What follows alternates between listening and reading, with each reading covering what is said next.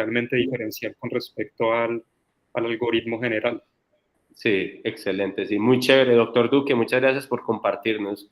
Bueno, gracias a usted. Listo, doctor Pinto, es su tiempo. Yo voy cerrando acá. Gracias. No, es nuestro tiempo, es el tiempo de todos. Bienvenidos, un encuentro más. Nosotros pues nos hemos propuesto este semestre, gracias a la colaboración generosa que nos ha dado la doctora Dolly y la doctora María Eugenia en ofrecernos estos espacios para poder compartir con ustedes en esto que podría verse como una campaña de evangelización introductoria. Pues posiblemente no lo es para muchos o para algunos, para otros es un tema nuevo, pero pues tratamos de resaltar, pues digamos como la importancia que va tomando este tema, no solamente en la educación, sino en la atención en salud y en la investigación. Entonces el día de hoy vamos a abrir pues con un nuevo tema, es el tema del Machine Learning. Es probable que algunos ya estén familiarizados, otros no tanto, pero vamos a tratar entre todos de hacer una nivelación introductoria. Pues de antemano hay que declarar pues que yo particularmente no soy un experto, no estaba involucrado en este tipo de desarrollos. He aprendido, como lo estamos haciendo aquí todos, de la mano de verdaderos expertos con quien me he podido establecer pues relaciones amigables, que es el grupo de Tanque Pensamiento de Hipócrates, y pues lo que les traigo ha sido en gran medida gracias a lo que he aprendido de ellos y pues que he querido compartirlo por considerarlo de enorme relevancia. Entonces, lo primero que vamos a hacer, y ustedes me confirman, yo voy a compartir un video. Este video, como ya les había dicho el doctor Jorge Luis Duque, es un video TED, muy conocidos, son fáciles, chéveres, muy entretenidos. El doctor Topol es un cardiólogo investigador de Estados Unidos, muy famoso porque no solamente es muy prolífico, produce bastante en su terreno en otras áreas de la medicina, sino digamos, se ha convertido en un referente también de inteligencia artificial en medicina. Y pues él tiene una charla en TED que es la que le queremos compartir, que ustedes la van a ver, trata acerca pues como de cuáles son los alcances potenciales que puede tener este campo de la inteligencia artificial que está creciendo vigorosamente. Como ustedes saben, pues estos videos tienen subtítulos para quienes de pronto el inglés no les fluya demasiado, lo pueden seguir. Les rogamos el favor encarecidamente de que si pueden vayan anotando, puede ser aquí en el chat o puede ser en una hojita aparte o en sus celulares, donde quieran, preguntas, observaciones, con el fin de que ahorita más adelante, si creemos que tenemos la oportunidad de contar con el ingeniero Toro, podamos ir como planteando esos interrogantes. Y después del video, pues en una segunda parte haremos pues como una panorámica de qué es esto del Machine Learning. El objetivo que tenemos al final de este semestre en ese ámbito es básicamente que nosotros podamos desarrollar la capacidad de evaluar críticamente desarrollos o reportes de investigación que involucren Machine Learning. Eso creo que yo pienso particularmente que es como de esos objetivos mínimos que uno se debe trazar. Es posible que no esté involucrado en los desarrollos, pero lo que sí en algún momento llegará a ser una necesidad es que nosotros podamos evaluar un estudio que involucre Machine Learning de la misma manera como nosotros evaluamos estudios en el paradigma de medicina basada en la evidencia, por ejemplo, y que tenemos pues como unas herramientas, una metodología para hacerlo. Entonces, pues esperamos que ese también sea el objetivo que alcancemos, o por lo menos entusiasmarlos a que lo hagamos.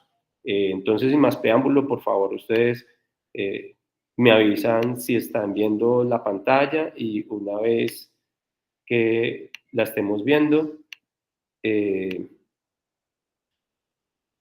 me avisan por favor y me avisan también si la están escuchando.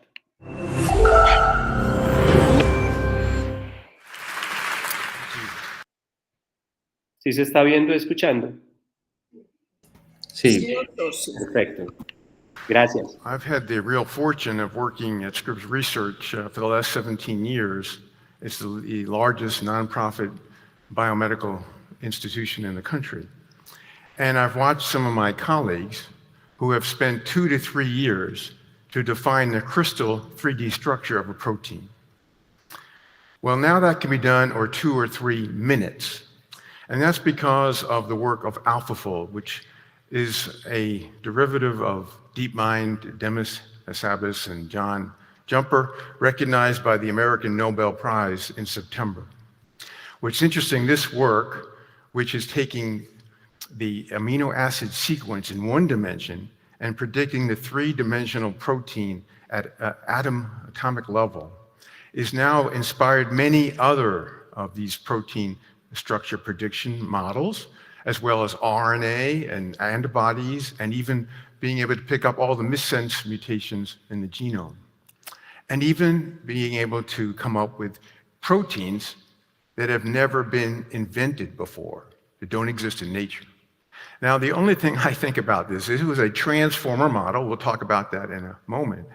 In this award, since Demis and John and their team of 30 scientists don't understand how the transformer model works, shouldn't the AI get an asterisk as part of that award? I'm going to switch from life science, which has been the singular, biggest contribution just reviewed, to medicine.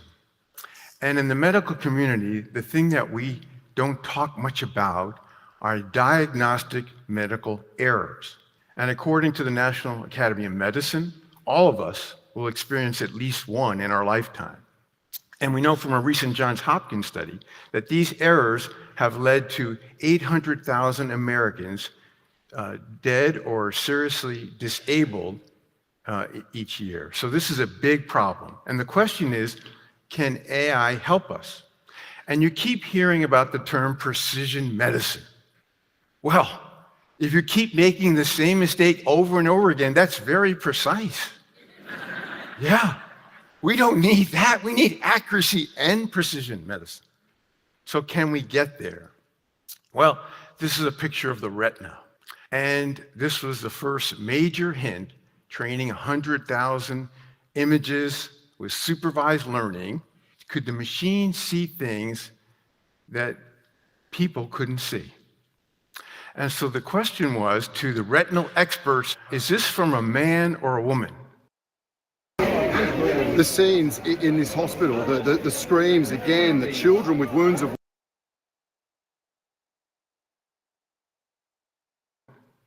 And the chance of getting it accurate was 50%. But the AI got it right 97%. So that training, the features are not even fully defined of how that was possible. Well, that gets then to all of medical images. This is just representative, the chest X-ray. And in fact, with the chest X-ray, the ability here for the AI to pick up the radiologist, expert radiologist, missing the nodule, which turned out to be picked up by the AI as cancerous. And this is, of course, representative of all of medical scans, whether it's CT scans, MRI, ultrasound, that through supervised learning of large, labeled, annotated data sets, we can see AI do at least as well, if not better, than expert physicians. And 21 randomized trials of picking up polyps, machine vision during colonoscopy, have all shown that polyps are picked up better with the aid of machine vision than by the gastroenterologist alone, especially as the day goes on, later in the day, interestingly. We don't know whether picking up all these additional polyps changes the natural history of cancers, but it tells you about machine eyes, the power of machine eyes. Now, that was interesting, but now still with deep learning models, not transformer models, we've seen and learned that the ability for computer vision to pick up things that human eyes can't see is quite remarkable. Here's the retina. Picking up the control of diabetes and blood pressure, kidney disease, liver and gallbladder disease, the heart calcium score, which you would normally get through a scan of the heart, Alzheimer's disease before any clinical symptoms have been manifest, predicting heart attacks and strokes, hyperlipidemia, and 7 years before any symptoms of Parkinson's disease to pick that up. Now, this is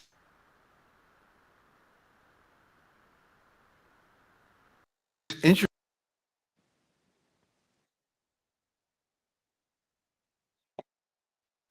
because in the future, we'll be taking pictures of our retina as checkups. This is the gateway to almost every system in the body. It's really striking. And we'll come back to this because each one of these studies was done with tens or 100,000s of images with supervised learning, and they're all separate studies by different investigators. Now, as a cardiologist, I love to read cardiograms. I've been doing it for over 30 years. But I couldn't see these things, like the age and the sex of the patient, or the ejection fraction of the heart, making difficult diagnoses that are frequently missed, the anemia of the patient, that is the hemoglobin to the decimal point, predicting whether a person who's never had atrial fibrillation or stroke from the ECG, whether that's going to likely occur. Diabetes, the diagnosis of diabetes and pre-diabetes from the cardiogram, the filling pressure of the heart, hyperthyroidism, and kidney disease. Imagine getting an electrocardiogram to tell you about all these other things, not really so much about the heart. Then there's the chest X-ray. Who would have guessed that we could accurately determine the race of the patient, no less the ethical implications of that from a chest X-ray through machine eyes? And interestingly, picking up the diagnosis of diabetes as well as how well the diabetes is controlled through the chest X-ray. And of course, so many different parameters about the heart, which we could never, radiologists or cardiologists could never be able to come up with, but machine vision can do it. Pathologists often argue about a slide, about what does it really show. But with this ability of machine eyes, the driver genomic mutations of the cancer can be defined, no less the structural copy number variants that are accounting or present in that tumor. Also, where is that tumor coming from? For many patients, we don't know, but it can be determined through AI. And also the prognosis of the patient just from the slide by all of the training. Again, this is all just convolutional neural networks, not transformer models.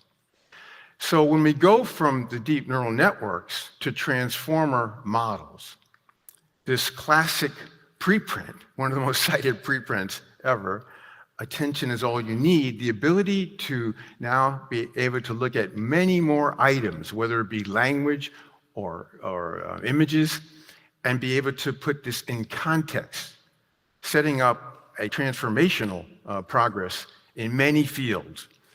The prototype is the outgrowth of this is GPT-4.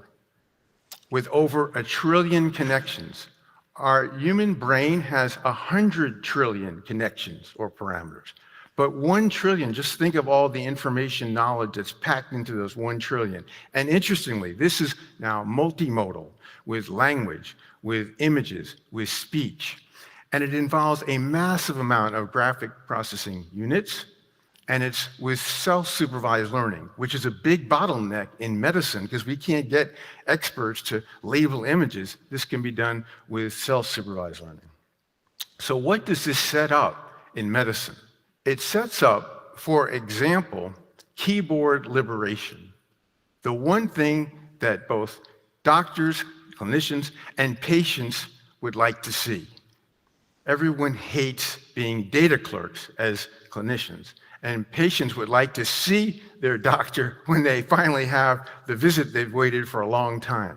So the ability to change the face-to-face contact is just one step along the way by having the liberation from keyboards with synthetic notes that are derived from the conversation, and then all the downstream normal data clerk functions that are done often off hours. Now we're seeing in health systems across the United States where people physicians are saving many hours of time and heading towards ultimately keyboard liberation. We recently published with the group at Moorfields Eye Institute, led by Pierce Keene, the first foundation model in medicine from the retina. And remember those 8 different things that were all done by separate studies? This was all done with one model. This is with 1.6 million retinal images, predicting all these different outcome likelihoods. And this is all open source, which is, of course, really important that others can build on these models. Now, I just want to review a couple of really interesting patients. Andrew, who is now 6 years old, he had 3 years of relentlessly increasing pain, arrested growth. His gait suffered with a dragging of his left foot. He had severe headaches.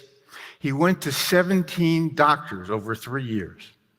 His mother then entered all his symptoms into ChatGPT. It made the diagnosis of occult spina bifida, which meant he had a tethered spinal cord that was missed by all 17 doctors over 3 years. He's had surgery to release the cord. He's now perfectly healthy.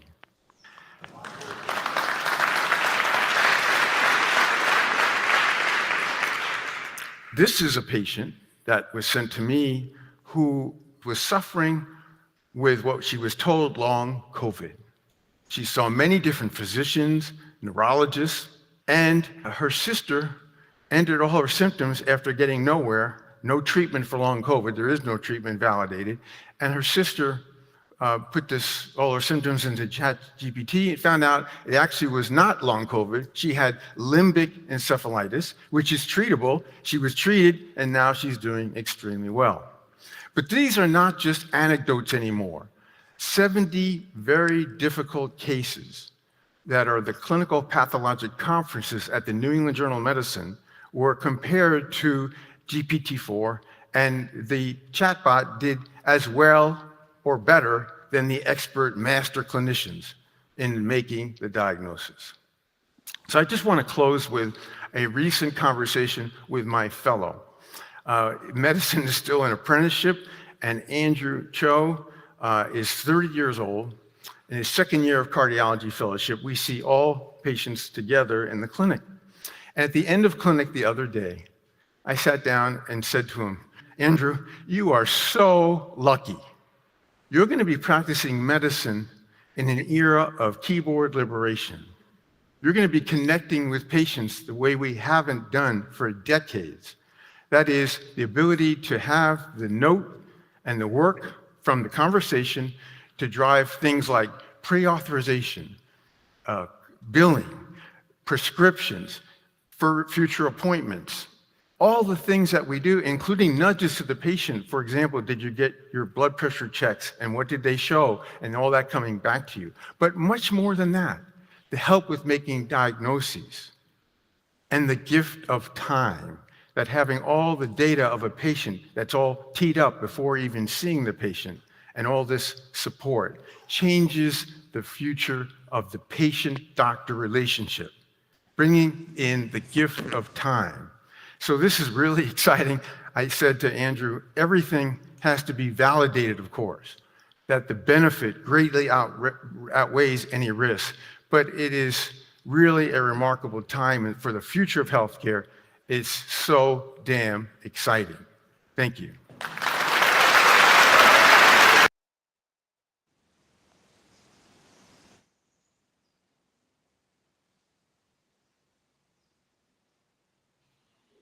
Hola a todos. ¿Pudieron ver el video hasta el final? Claro que sí. ¿Alguien quiere hacer algún comentario, pregunta respecto al video, observación, reflexión?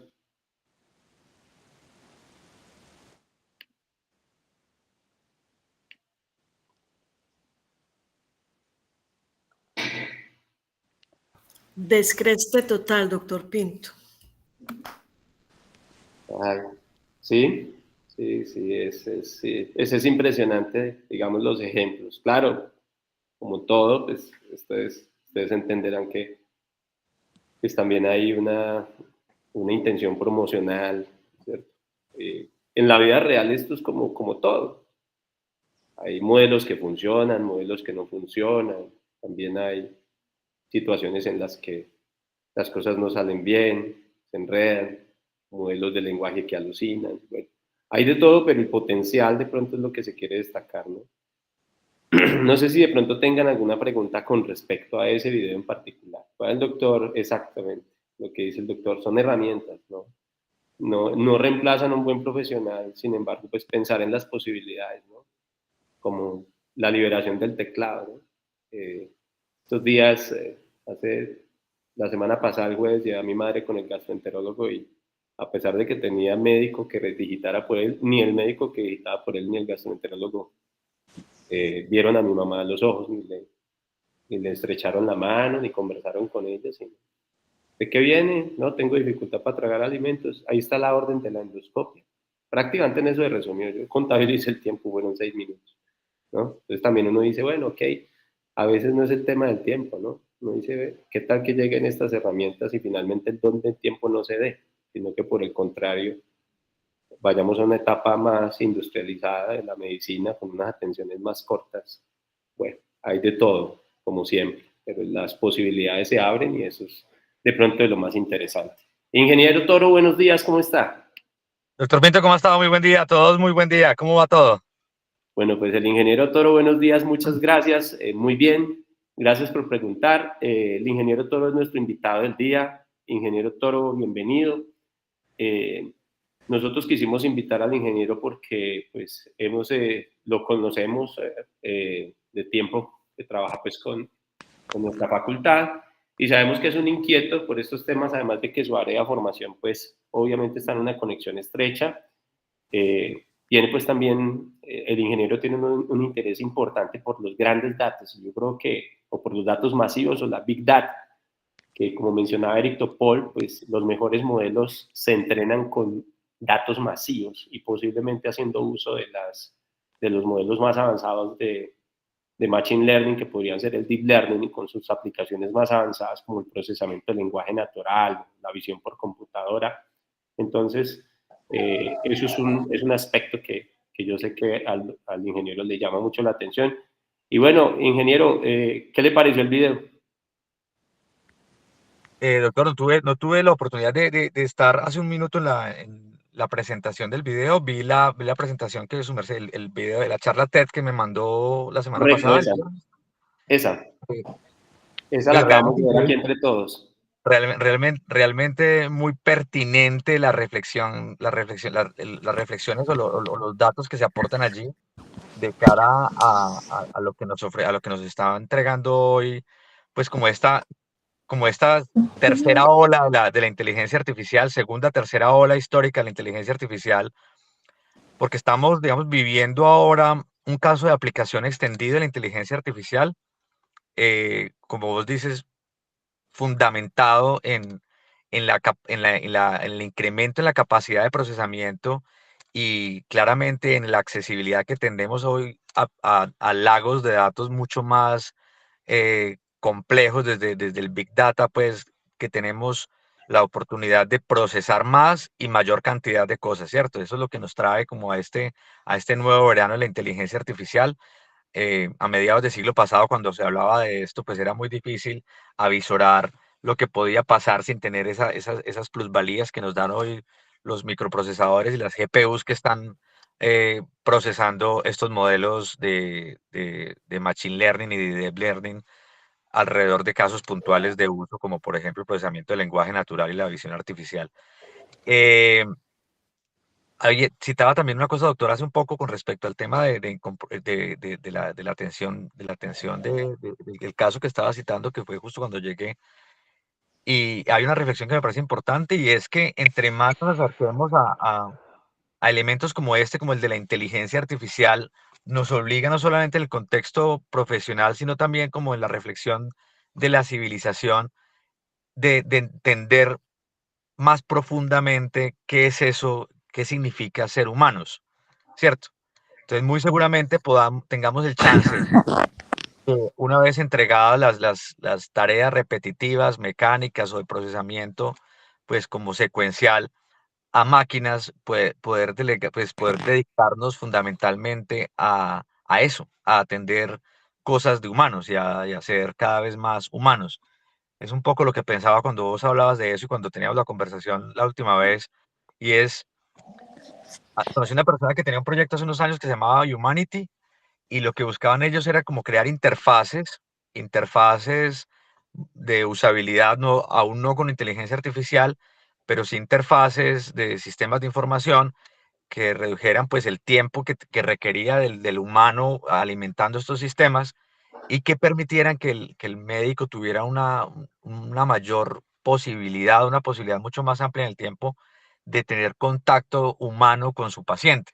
Entonces, muy seguramente este tipo de nuevas tecnologías o nuevos abordajes de la tecnología, de la ciencia, la tecnología y la innovación no nos alejen de la humanidad, sino nos lleven a racionalizar con relación a qué es eso, qué significa eso de ser humanos y cómo realmente la tecnología va a ayudarnos a conectar nuevamente con los fundamentos de la experiencia de las interrelaciones humanas, que Muchas es otro de gracias. los abordajes que me parece importante, más allá de lo que podríamos ver directamente sobre las aplicaciones y casos de uso de la inteligencia artificial y la Big Data, y es como alrededor de las relaciones y las interacciones humanas comenzamos a descubrirnos nuevamente. Muchas gracias, sí, ingeniero. Efectivamente, un aspecto importante quisiera preguntarles, ¿están viendo mi pantalla? Sí, señor. Perfecto, estoy mostrando un PowerPoint y un slide. ¿Están viéndola? Esta es la FDA. ¿La están viendo? Sí, Yo sí, la estamos lo veo viendo. yo. Bueno, yo creo que ya se van acercando a 1000, ¿cierto? Los dispositivos médicos que utilizan inteligencia artificial o machine learning de alguna manera. Esto incluye desde wearables hasta dispositivos electrónicos o cosas con las que el ingeniero de pronto está familiarizado a Internet de las cosas, eh, plataformas o aplicaciones basadas en inteligencia artificial para leer electrocardiogramas, leer radiografías, etcétera. Estos productos ya se acercan a 1000, ¿no? Yo no conozco, es ignorancia, no es comentario, sino realmente ignorancia. No sé en Colombia no es el equivalente que sería el INVIMA, si ya hay algún producto inscrito, no sé si sepamos, si en algún momento alguien se da cuenta nos puede contar, eh, pero es más o menos como dónde vamos. Si 1000 son las que han recibido aprobaciones, pues en la última actualización del 7 de agosto, pues uno no se quiere imaginar pues como los que están en desarrollo, que seguramente pues en desarrollo deben haber muchísimas cosas y también hay que entender un poco o recordar que no cualquier cosa pasa en los filtros de la FDA.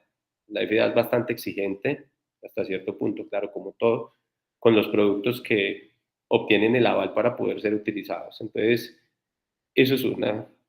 Y esto es otra, es el tipo de artículos, publicaciones que van saliendo todos los días. Este es un artículo que le compartió un colega internista a sus estudiantes de 10º semestre para que se entrenaran un poco en hacer una apreciación crítica de la literatura, ahora teniendo en cuenta que posiblemente IA y Machine Learning aparecerán involucrados en la investigación en salud cada vez con más frecuencia. Este es un artículo muy complicado, ¿cierto? Habla del uso de una tecnología de transformer para eh, para procesar marcas epigenéticas en DNA libre circulante y que puedan eventualmente estos marcadores servir para el diagnóstico temprano de cáncer, que hasta el momento no tenemos ni directrices ni tenemos una tecnología que permita detectarlo antes de que aparezcan signos y que muestre beneficio clínico neto. Entonces, este tipo de cosas pues van a necesitar de parte de nosotros los docentes unas capacidades que debemos transferir a los estudiantes y es la apreciación crítica de este tipo de evidencia. Nosotros perseguimos una pretensión, es justamente evaluar críticamente desarrollos de IA y Machine Learning en medicina. Y pues para lograrlo necesitamos saber qué es eso del Machine Learning, comprender en qué se parece, en qué se diferencia de nuestro abordaje tradicional, que se basa pues en estadística médica, De pronto reconocer algunas tareas, uno dice, estas son tareas de Machine Learning y estos son algoritmos de Machine Learning y sobre todo si vale la pena usarlos o no para tareas específicas. Y de pronto conocer un poquito, ingeniero, ese proceso que lleva de los datos a los modelos y de esos modelos a que virtualmente vean la luz de un público médico que lo utilice, ¿sí? Entonces, pues, ingeniero, voy aquí a darle una definición y para que conversemos un poco acerca de la importancia de cada uno de estos elementos. Machine Learning o aprendizaje automático, que es el otro nombre que se utiliza, pues es una de las partes grandes de la inteligencia artificial. Nosotros ya hemos tocado el tema del procesamiento del lenguaje natural y hemos quedado pues obviamente descrestados con todas las capacidades que está desarrollando ahora mismo los modelos de lenguaje. Lo que ocurrió la semana pasada, pues, ni hablar, ¿no? Pues tenemos ya posibilidad de generar agentes que automáticamente producen podcasts a un estilo súper entretenido, con una altísima calidad, o lo que los nuevos modelos de OpenAI, pues que tienen capacidad de razonamiento en áreas ya que todavía no habían sido exploradas, como la química, la economía, la genética, etc. Y bueno, Machine Learning, que es algo un poco más antiguo y por lo tanto, pues, menos desconocido, pero que con esto de la inteligencia artificial, el boom, pues, de pronto muchas personas no lo conocían y dicen, hey, ¿y qué era eso? Pero realmente ahí ha estado. Entonces, acá hay una definición, primero que es un subcampo en la inteligencia artificial que permite a las máquinas aprender de los datos y mejorar su rendimiento en, y aquí viene una parte importante, tareas específicas. Machine Learning es tareas específicas. Obvio, sin ser programados explícitamente para ello.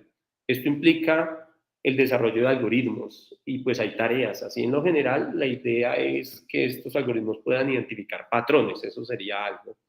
U otra forma es que hagan predicciones, por ejemplo, probabilísticas.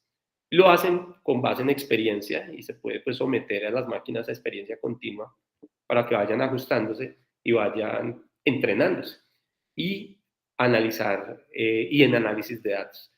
Ingeniero, veíamos estas cosas impresionantes que nos comentaba Eric Topol, pero también él mencionaba que, por ejemplo, en aprendizaje supervisado, para poder hacer las maravillas que hacían con el fondo de ojo, las maravillas con el electrocardiograma, con las imágenes diagnósticas, se necesitaban datos masivos, o sea, una gran cantidad de datos y lo que usted mencionaba al principio, capacidad de cómputo.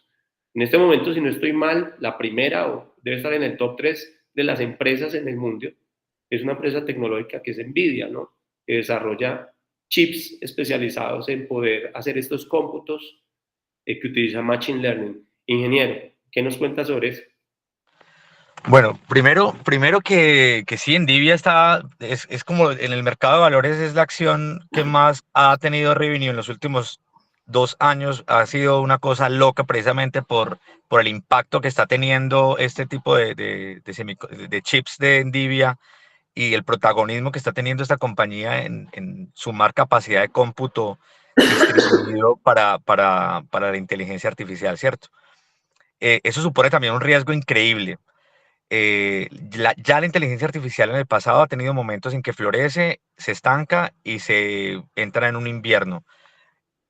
Hoy en día es escandalosa la cantidad entre los sistemas de consenso de las cadenas de bloques que soportan criptoactivos y entre los sistemas de procesamiento de inteligencia artificial están demandando más energía y más procesamiento que ninguna otra aplicación en la historia de la humanidad. Entonces es algo que muy seguramente lo estemos hablando en el corto plazo, de ese impacto medioambiental de incorporar inteligencia artificial y modelos de consenso sobre cadenas de bloques. Las tecnologías 4.0, y hablo solamente de 2 de ellas, inteligencia artificial y blockchain, pues demandan muchísima capacidad computacional de las GPUs.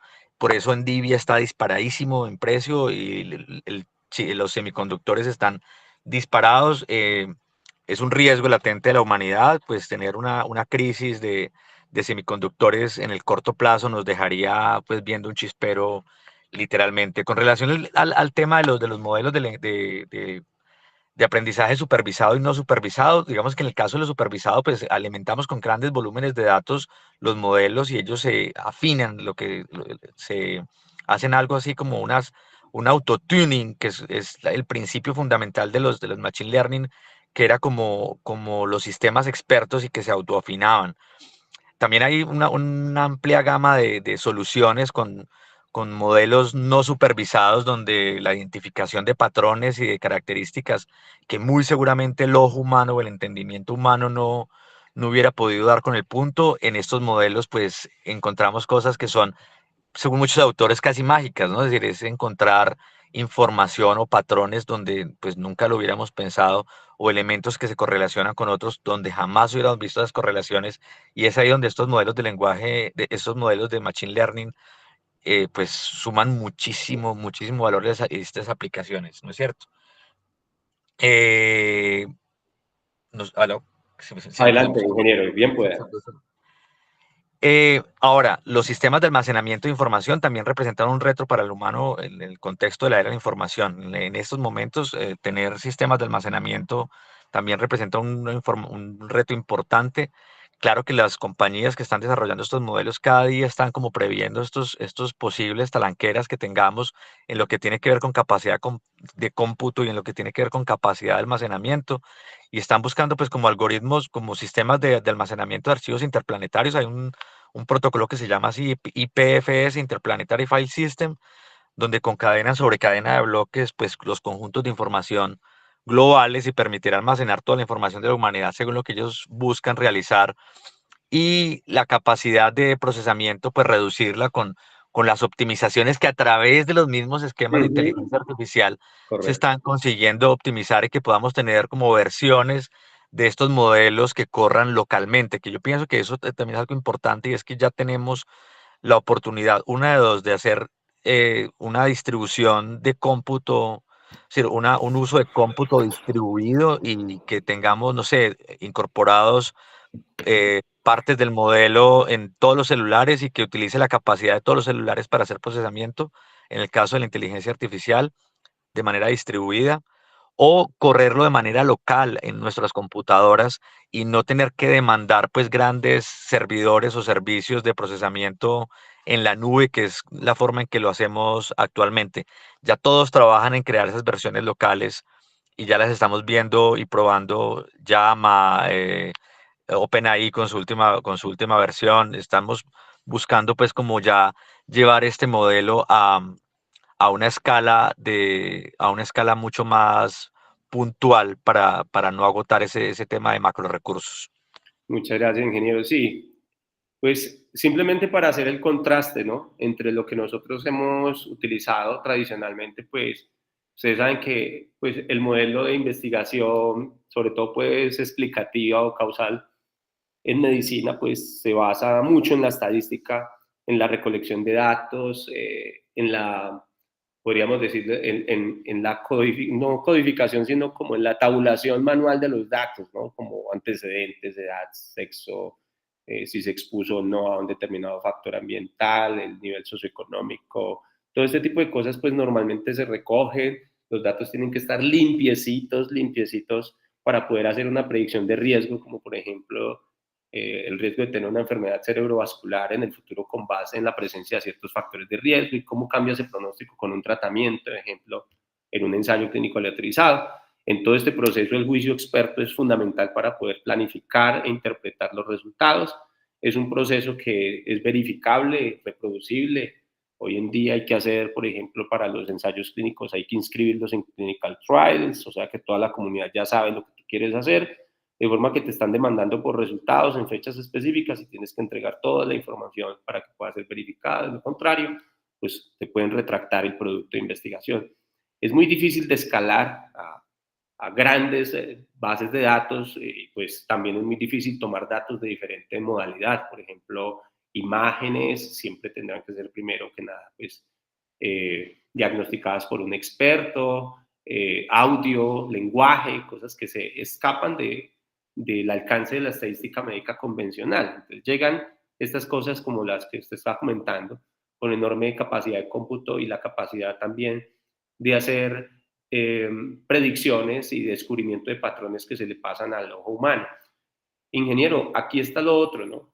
Y es que en general los mejores rendimientos que se obtienen, como por ejemplo en detectar estos aspectos inusitados, estos patrones ocultos, o poder manejar grandes cantidades de información, o poder recibir información de múltiples modalidades, de múltiples fuentes, genética, imágenes, registros médicos electrónicos, pues requiere muchas tareas brutales y cómputos también brutales, por ejemplo, redes neuronales en donde las neuronas están organizadas en capas que procesan inicialmente la información, estos datos, después los convierten en salidas y pues esos procesos son muy difíciles de rastrear. Cada una de esas neuronas podría uno imaginar que es un cómputo o es un algoritmo, o es una ecuación matemática, por ponerlo en términos muy simplones, que se aplica sobre los datos y que se aplica sobre los datos que provienen de otras neuronas. Entonces, de forma tal que se hace difícil de rastrear el proceso interno. Y claro, pues a menos que esto no se le haga una validación de prueba con una población real para saber si funciona o no, pues en principio las conclusiones son muy difíciles de reproducir, es muy difícil de poder saber qué es lo que están haciendo estas máquinas por dentro, pero hay todo un proceso, obviamente, de validación en donde nosotros pues podemos no solamente ir y, por ejemplo, medir el desempeño, compararlo contra expertos o compararlo contra un estándar de referencia y finalmente también hacerlo en entornos clínicos reales, ¿cierto? Con pacientes que ya estén fuera de la base de datos de entrenamiento de estos modelos. Pero pues obviamente esto genera unos temores, ingeniero, es con respecto a la opacidad de los procesos. Dicho sea de paso que hay muchos otros procesos que son opacos en medicina, ¿no? Pero pues digamos que cuando algo se hace tan visible como esto, pues naturalmente las preocupaciones se acrecientan. Ingeniero, ¿por qué esto es así? ¿Usted qué tiene conocimiento de esto? ¿Qué es lo que pasa o qué es lo que sucede o qué preocupaciones entraña esto? De que sean tantas, digamos, tantas modalidades diferentes, que sean tantos cómputos y tan complejos y que finalmente sea muy difícil rastrear qué es lo que están haciendo estos modelos por dentro. De hecho, hace poco escuchaba un podcast loco de .cusb que hablaba Sí, Carlos Santana. Sí, Carlos Santana, que encontraba pues casi que mágico lo que tú dices de opacidad, como qué pasa realmente y cómo llegan a esto a través de esa convolución de múltiples neuronas en diferentes capas y interactuando entre ellas y refinándose, autosintonizándose, haciendo autotuning entre ellas, pues que eso es casi mágico, ¿no? Eso es casi mágico desde la aplicación de modelos matemáticos, ver cómo funcionan, pues eso es casi que mágico de alguna manera. También, ahora que hablabas al respecto, hace unos meses estuve en un evento sobre salud mental e inteligencia artificial y pues es como todos pensamos de cara a cuáles aplicaciones tenemos con inteligencia artificial o a qué tipo de aplicaciones podemos llegar con inteligencia artificial para servirle al ser humano, ¿cierto? Pero había un punto de vista que propuse y es, bueno, también tenemos que comenzar a pensar en la salud de los modelos, es decir, cómo, es decir, todos los padecimientos, entre comillas, clínicos o las patologías que puede desarrollar un modelo, es decir, quién va a estar atento de lo que tú decías, es decir, la calidad de los conjuntos de datos, de los sesgos a los que puede llegar el modelo, de los escenarios donde alucina, por ejemplo, es decir, de todas estas cuestiones con relación al tema de la salud, y digo entre comillas, negrillo subrayado, salud, de los modelos de analítica predictiva, de machine La salud de learning. los carros, ¿no? La salud de la máquina.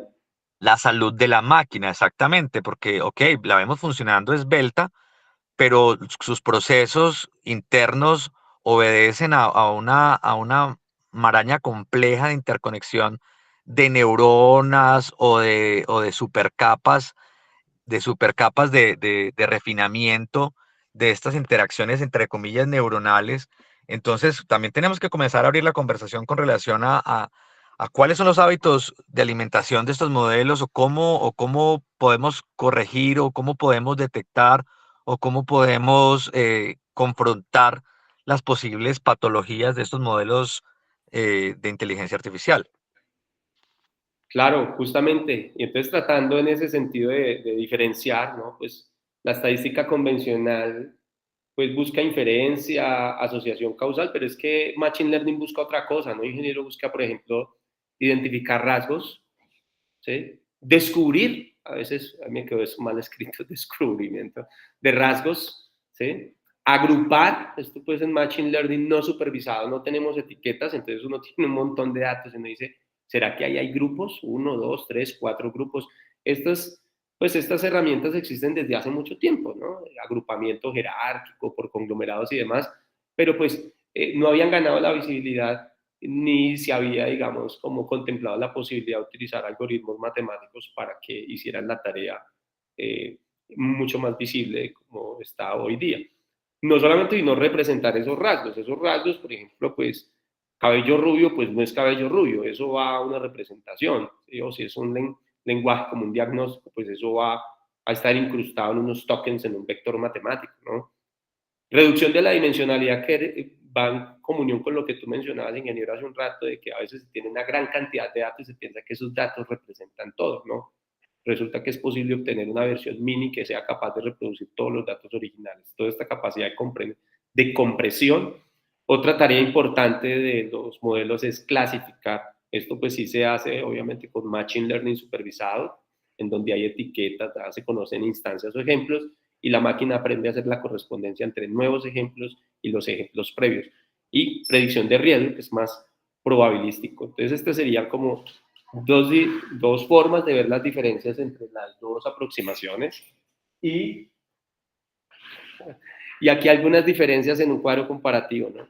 Por ejemplo, los métodos de inteligencia artificial normalmente no se basan en hipótesis, son menos estables a lo largo del tiempo porque se prueban en un momento específico. A pesar de que los datos sean masivos, esos datos en cierta forma son locales. Y es muy difícil, por ejemplo, con los datos que vamos a obtener de allí, del San Juan de Dios, nosotros poder decir, bueno, eso también en estadística médica, pero mucho más en el tiempo todas estas cosas van cambiando y se vuelven más inestables incluso entre los mismos entornos. Y la máquina tiene que, digamos, transitar por diferentes formas de la ruta, ¿no? Una ruta recién pavimentada y luego una ruta con huecos, el misma máquina tendrá que ser actualizada. Los métodos estadísticos convencionales, entre menos datos, pues mejor, se hace mucho más fácil entender. En cambio, pues aquí las grandes cantidades de datos, pues es una posibilidad, aunque no todo modelo de Machine Learning requiere gran cantidad de datos. También se podrían utilizar pequeños datos para tareas simples. La reproducibilidad es, en general, mucho más garantizable con los métodos convencionales. Con inteligencia artificial predominantemente es interna, pero se puede validar con grupos de datos de prueba nuevos, como por ejemplo otros pacientes, diferentes a aquellos con cuyos datos fueron entrenadas las máquinas. Las barreras, esto es un negocio y los algoritmos no siempre están disponibles para los investigadores. Hace poco le pedimos a Google que por favor nos compartiera Gemini Medical, ¿no? Nos decía el ingeniero jefe aquí en Colombia, nos decía, no podemos, no podemos. Es una maravilla pues por las publicaciones, pero no tenemos forma de verificar si lo que dicen las investigaciones es tan maravilloso porque no comparten, por razones obviamente comerciales. En cambio, cada vez sí se exige más a los investigadores que utilizan métodos estadísticos convencionales compartir la información, las bases de datos y demás. La interpretabilidad, pues depende. En los métodos estadísticos convencionales no hay ese problema. Aquí generalmente sí puede haber problema, sobre todo cuando son muchos datos, cuando son multimodales y cuando los modelos son muy complejos, como por ejemplo redes neuronales, ¿sí? Ahora viene una pregunta ética que pues exige que uno conozca o que quienes discutan estos temas también conozcan bien como los fundamentos, ¿cierto? Porque pues para algunos puede ser una preocupación no saber, pero en últimas lo importante es cuando esto se pone a prueba con los pacientes, ¿cierto? Ahí es donde tienen que surgir las evaluaciones más rigurosas de la dimensión ética de los beneficios, de los daños, de los posibles daños a terceros, a privacidad, sesgos y demás, no quiere decir que en los métodos convencionales no exista. Claro que existe. Lo que sucede es que pues muchas de las herramientas que utilizan hoy día los médicos, pues tampoco es que los médicos las conozcamos en detalle, sino que nos hemos habituado en términos de que en general lo que utilizamos pues tiene un beneficio clínico neto y entonces pues en cierta forma hemos dejado de cuestionarlas, pero en el fondo pues todo tiene su base, todo tiene su fundamento, sus mecanismos internos, no siempre los conocemos, pero justamente por sus actos es que se conoce. En cuanto a la equidad, pues ha habido un mayor esfuerzo en minimizar algunos sesgos, pero por ejemplo la investigación científica ha sido criticada porque, bueno, las minorías étnicas no están representadas, los adultos mayores, las mujeres, o sea que, pues, en últimas, estos modelos en sí son sesgados es porque el ser humano produce conocimiento sesgado, no porque la máquina esté generando un conocimiento sesgado, sino porque sus bases de entrenamiento están a sí mismas sesgadas. Si nosotros pensamos, por ejemplo, en la atención a los pacientes, pues es posible que haya todo tipo de profesionales que atiendan de diferente manera a las minorías, por ejemplo. Entonces, en ese sentido, si en algún momento viene un modelo de procesamiento de lenguaje natural a recoger información, a sustraer información de texto, ¿sí?, de lenguaje, pues va a encontrar todos esos sesgos allí presentes. Entonces, el problema es quién usa la información en primer lugar. ¿Usted qué piensa de eso, ingeniero, esas diferencias entre el método convencional y ahorita Machine Learning e inteligencia artificial? Bueno, sin duda nos enfrentamos a un proceso de adopción, ¿no? Y la adopción en términos de uso de tecnologías de estas características supone una reactividad, digamos que institucional y natural, ¿cierto? Y confrontarnos a nuevos retos como sociedad tecnológica alrededor de contemplar este tipo de cuestiones que no estábamos acostumbrados antes, como por ejemplo que los modelos que estemos, las tecnologías que estemos utilizando estén alineadas con algunas definiciones comunes o acuerdos comunes de uso o características de estándares de datos o de protocolos que estén acordados previamente. Digamos que no existía el naufragio hasta que se inventó el barco, ¿no es cierto? Entonces, en la era de la inteligencia, en la era de la inteligencia artificial, los profesionales en todas las dimensiones y sobre todo en el contexto médico, me parece a mí que la incorporación de la inteligencia artificial supone pues un conjunto de riesgos sobre los cuales esa reactividad natural del individuo por adoptar nuevas tecnologías pues carece también de una reverberancia fundamental porque se trata de atender vidas, ¿no es cierto? Uh-huh. Entonces vamos a tener que enfrentarnos a esos nuevos retos y a considerar esos nuevos elementos que no considerábamos previamente antes cuando hablábamos de acceder a información o de consultar información, ¿no es cierto? Porque en este caso no estamos realizando una simple consulta de información, sino que estamos alrededor de esa complejidad de datos construyendo productos de información y de alto valor para pacientes o para la investigación o para el mundo entero. Entonces, si lo que buscamos hoy en día es sin duda reducir, pues como, además que vivimos en el siglo XXI, ¿no? Y pues esta información nos llega mucho más rápido a todos y en mucho más volumen. Es muy fácil contaminarnos de todo tipo de cosas nosotros mismos, sesgarnos alrededor del uso de tecnologías, de tomar posiciones con relación al uso de la incorporación de la inteligencia artificial en el quehacer diario de todas las profesiones. Entonces, cosa que no pasaba en el siglo pasado con cualquier otra tecnología, pues la adopción era mucho más lenta y pues era en teoría mucho más simple que se adoptara. Ahora, pues por suerte sucede todo muchísimo más rápido. Por suerte nos enfrentamos a tener que adoptar necesariamente este tipo de tecnologías, pero pues la reactividad es natural al individuo, ¿cierto? Y a las profesiones. Entonces, estos espacios, por ejemplo, doctor, son muy útiles para, primero, reducir esa curva de aprendizaje de todos nosotros alrededor de lo que es realmente, de lo que va el estado del arte de la inteligencia artificial y de los casos de aplicación en el contexto de nuestro interés, y fundamentalmente para que juntos definamos como las rutas de adopción. Es decir, estas conversaciones son sumamente pertinentes para eso, es decir, sin duda, la reducción de esa fricción necesaria a incorporarlo en nuestra cotidianidad. Si estamos en tanques de pensamiento de aplicaciones especializadas como en este, pues vamos a hacer que claramente el refinamiento del uso y el entendimiento y de la adopción pues sean positivos para todos. Sí, ingeniero, muchísimas gracias por esta reflexión. Quisiera pues como contarles a todos que pues vamos llegando al final de nuestro espacio. La próxima parte de esto va a estar enfocada todos, ingeniero, en, bueno, esto empieza con datos y etiquetas, después con nuevos datos, entrenamiento, eh, ajuste fino, ¿no? Validación externa, ¿cierto? Con pacientes que no estén en las bases de datos de entrenamiento y básicamente termina en algo, en un dispositivo, en un wearable, en una plataforma, en una escala pronóstica que van a ser herramientas que van a utilizar, que vamos nosotros como médicos a utilizar, profesionales de la salud, incluso otras áreas de la salud también, que ya están utilizando, y nuestros estudiantes. Entonces, claro, ¿cómo hacemos para enseñarles a apreciar críticamente la literatura que involucra Machine Learning e inteligencia artificial, en vista de que inevitablemente nos va a tocar a todos, ¿no?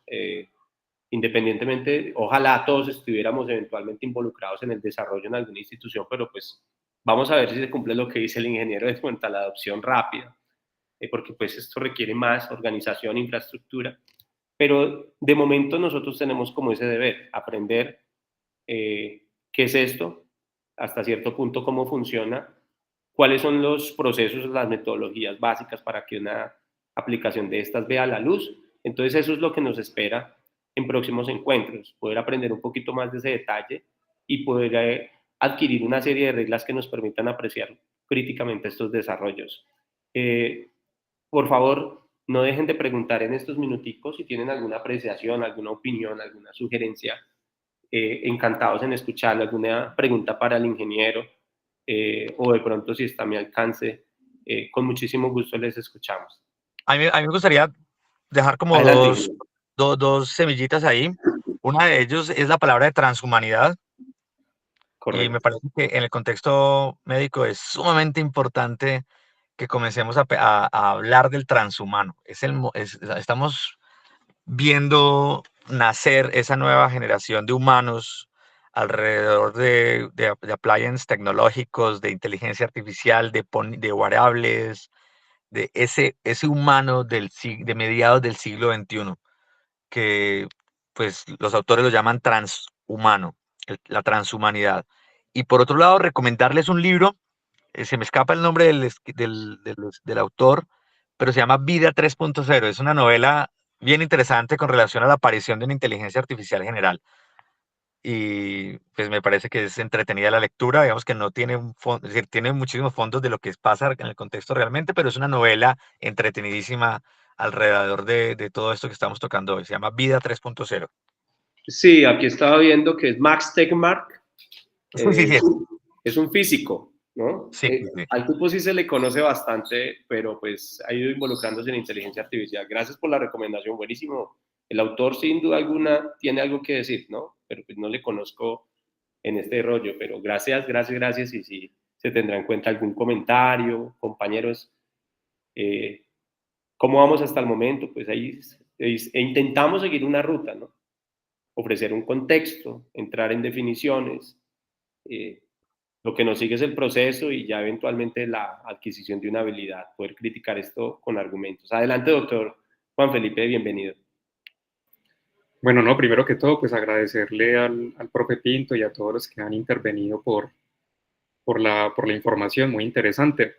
Yo quería preguntarles una cosa, es que cuando salieron los primeros modelos de inteligencia artificial para la predicción de estructuras proteicas, que de hecho eso lo comentó el conferencista del video que nos mostraron, pues eso se pensó que iba a ser como la panacea en cuanto al problema de la determinación de la estructura proteica. Se pensó que eso iba a reemplazar la parte experimental en cuanto a ese problema biológico que es la determinación estructural de las proteínas. Pero pues realmente cuando uno como usuario va a utilizar esta herramienta para predecir la estructura de proteínas a partir de la secuencia de aminoácidos, que digamos que esa fue la utilidad que inicialmente se planteó para este modelo, pues uno lo que ve es que realmente los modelos no son tan buenos prediciendo cosas nuevas, son muy buenos prediciendo estructuras de proteínas que ya se conocen muy bien desde el punto de vista experimental, pero las cosas nuevas que realmente son el problema que se quería inicialmente solucionar con este tipo de modelos, pues aún se queda muy corto. Entonces, no sé si puede ocurrir lo mismo con respecto al uso de estos modelos en otros contextos, por ejemplo, en el contexto clínico, que sean muy buenos identificando lo que ya se conoce, pero que no sean muy buenos identificando cosas nuevas. Y yo creo que tener eso en mente es bien importante porque yo creo que irse al otro extremo de pensar que este tipo de cosas van a solucionar todo tipo de problemas tampoco es una muy buena manera de pensar. Creo que sí, obviamente son herramientas muy buenas que nos van a ahorrar mucho tiempo, pero también pienso que hay que ser prudente en cuanto a los alcances de este tipo de cosas. Pues, doctor, totalmente de acuerdo. Y justamente por eso es que existe, no sé, abren este tipo de espacios, porque pues esto, digamos que inevitablemente se va a incorporar en nuestra práctica. Y necesitamos tener las herramientas, pero para criticarlo, ¿cierto? O sea, que cosas como las que usted está haciendo, eso es lo que nosotros esperamos, justamente bajarle al hype. O sea, bajarle al hype en el sentido de no pensar que esto soluciona todo, pero tampoco pensar que es que no sirve para nada, o trivializarlo, ¿no? Llevarlo al término de la trivialidad, errores en los que han incurrido, por ejemplo, expertos como Noam Chomsky en el lenguaje, y pues que lo han tenido que refutar palmo a palmo, porque pues sencillamente esto no es como mucha gente piensa, ¿no? O, por ejemplo, equiparar inteligencia artificial con ChatGPT, ¿sí? No, efectivamente, bueno, el tema del plegamiento de las proteínas era el problema original, saber cuáles eran los mecanismos físicos y químicos que llevaban a que una cadena de aminoácidos distribuyera sus átomos de determinada manera en el espacio. Ese problema no ha sido resuelto, ni siquiera con AlphaFold 1 ni AlphaFold 2. El problema ha sido resuelto. Se intentó por fuerza bruta tratar de predecir con base en modelos marcados de proteínas preexistentes. Y eso que usted menciona, doctor, pues es lo que llaman validación externa, es decir, coger nuevos datos con los cuales la máquina no se entrenó y tratar de predecir en esos nuevos datos la estructura tridimensional. Hay trabajo sobre eso. Obviamente, pues yo no soy un usuario en este momento de la herramienta de la aplicación, y también habría que mirar en cuanto sí hay aciertos y si hay alguna publicación al respecto. Han habido ya desarrollos nuevos, AlphaFold para interacciones, y habría que criticar, digamos, aquí las publicaciones o los reportes que incluso han salido en grandes fases, ¿no? En Nature, Science han sido publicados estos modelos y estos trabajos. Habría que mirar qué tan extendido es, porque evidentemente tienen una tasa de error. ¿Qué tan extendida es esa tasa de error? Y evidentemente los modelos también han evolucionado. Por ejemplo, en el AlphaFold 2, la inclusión del Transformer juega un papel fundamental. Cuando se lanzó AlphaFold inicialmente Transformer no había. Con Attention is all you need, todo cambia, ingresan los Transformers y el AlphaFold se supone que debería funcionar mucho mejor, porque ahora, en la medida en que se va prediciendo, se predice esta estructura con base en contexto. Pero bueno, yo creo que esos son temas ya más específicos. La enseñanza que tiene que quedar es justamente que esto hay que criticarlo con base en el conocimiento que uno tenga del problema, como el que tiene el doctor Felipe sobre proteínas, y con base en modelos de inteligencia artificial y los reportes que han cacareado pues los buenos desempeños. Si gustado, pues podemos compartirnos esa información ya por el interno respecto a ese asunto, y sin duda alguna esto no va a solucionar todos los problemas, pero sin duda alguna podría mejorar o acercarnos a la solución de problemas que hasta el momento no hemos podido solucionar. Y va muy, muy, muy, su crítica va muy al lugar, y está muy en comunión con el objetivo que buscamos en este espacio. Muchísimas gracias por ese aporte y esperamos pues en un próximo momento de pronto extender un poquito el comentario con respecto a lo que decía el doctor Juan Felipe, un poco más informados con precisión, y pues por el interno nos podemos intercambiar, pero ese podría ser una enseñanza del espacio, aprender a criticar estas cosas. No sé, si de pronto alguien más tiene algún comentario, el mismo doctor quiere, Juan Felipe, allí decir algo más, o algún otro de los compañeros. La doctora Olguita por acá. Adelante, doctora. Gracias. Yo quiero felicitarlos al doctor Duque, al doctor Luis Eduardo Pinto y también al doctor Diego Toro, pues porque hicieron su proceso de evangelización. ¿A qué me refiero con eso? ¿A qué me quedo con esta frase? Se está viendo nacer una nueva generación de humanos a través del uso de las máquinas. Y leyendo sobre transhumanismo me impactó muchísimo ver que la idea final es separar la mente del cuerpo humano, para reflexionar eso, para reflexionar cómo separar la mente del cuerpo humano, de la esencia que somos. Muchísimas gracias y quedo muy inquieta con el tema. Igual se me aclararon muchas dudas. Dios los bendiga. Muchísimas gracias. Bueno, ahí robaditos 5 minutos. Damos fin a este espacio. No sin antes agradecerles al doctor Duque, al ingeniero Mauricio Toro por sus aportes y sus comentarios muy acertados. Creo que vieron bien. Y pues a la atención de todos. Espero que les haya gustado y hasta una próxima oportunidad. Que estén muy bien y muchas gracias a todos. Hasta luego. Profe, muchas gracias. Hasta luego. Chao. Hasta luego.